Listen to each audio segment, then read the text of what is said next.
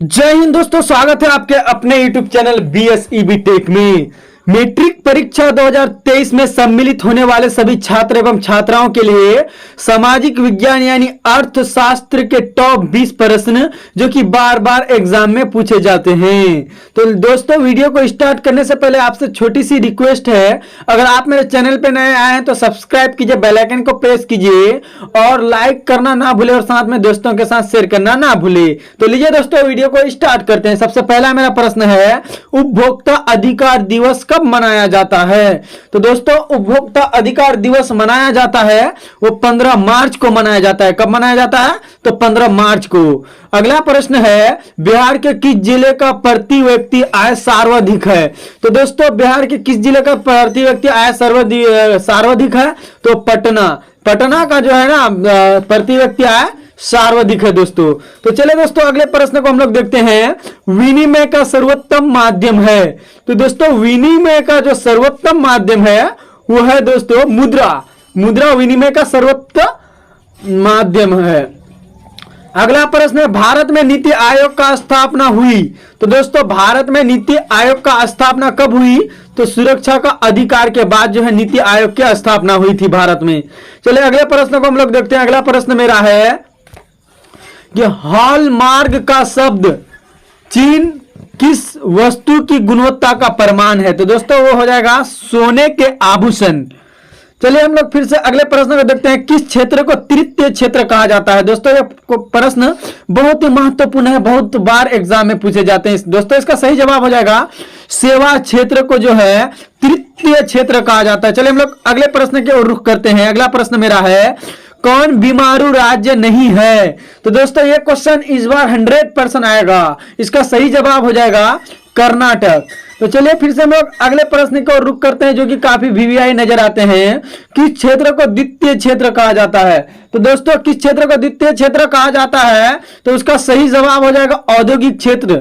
औद्योगिक क्षेत्र को द्वितीय क्षेत्र कहा जाता है। तो चलिए दोस्तों, हम लोग फिर से अगले प्रश्न को रुख करते हैं, रिजर्व बैंक ऑफ इंडिया की स्थापना कब हुई?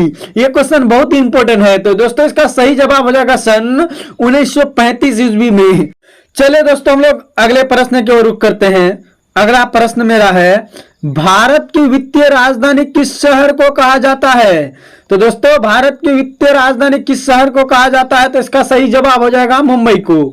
तो चलिए हम लोग फिर से अगले प्रश्न को देखते हैं जो काफी वीवीआई है, आधुनिक अर्थशास्त्र का जनक किसे कहा जाता है? तो दोस्तों, अगर आप मेरे चैनल पे नए हैं तो सब्सक्राइब कीजिए और बेल आइकन को प्रेस कीजिए ताकि इस तरह का जितने भी वीडियो बने सबसे पहले। इसका सही जवाब हो जाएगा एडम स्मिथ। चलिए अगले प्रश्न को देखते हैं, मिश्रित अर्थव्यवस्था से क्या अभिप्राय है?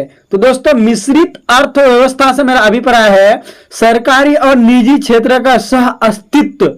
चलिए फिर से हम लोग अगले प्रश्न की ओर रुख करते हैं, एटीएम का पूर्ण रूप है। और ये क्वेश्चन बार बार एग्जाम में पूछे जाते हैं, बहुत बार, अब तक 7 से 8 बार पूछेंगे 2011 से अब तक। तो दोस्तों, इसका सही जवाब हो जाएगा ऑटोमेटिक टेलर मशीन।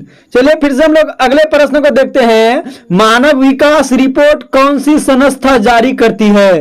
तो मानव विकास रिपोर्ट जो है यूएनडीपी संस्था जारी करती है दोस्तों। चलिए फिर से हम लोग अगले प्रश्न को देखते हैं, वृहत अर्थशास्त्र का शब्द प्रयोग किससे किया था? तो दोस्तों, इसका सही जवाब जो हो जाएगा रोगनेफिक्स ने किया था दोस्तों। चलिए फिर से हम लोग अगले प्रश्न की ओर रुख करते हैं, एचडीआई किन 3 क्षेत्र में विकास का मापक है? तो दोस्तों, एचडीआई जो है स्वास्थ्य, शिक्षा, आमदनी, 3 क्षेत्रों में विकास का मापक है दोस्तों। चलिए फिर से हम लोग अगले प्रश्न को देखते हैं, निम्न में से किस राज्य को पिछड़ा राज्य कहा जाता है? और जिस राज्य में हम लोग रहते हैं वही राज्य है बिहार। चलिए दोस्तों, हम लोग अगले प्रश्न की ओर देखते हैं, अर्थव्यवस्थाओं के मुख्य प्रकार है। तो दोस्तों, अर्थव्यवस्थाओं के जो है मुख्य प्रकार है दोस्तों 3 है, 3। इन तीनों को याद रखना है आप लोग को।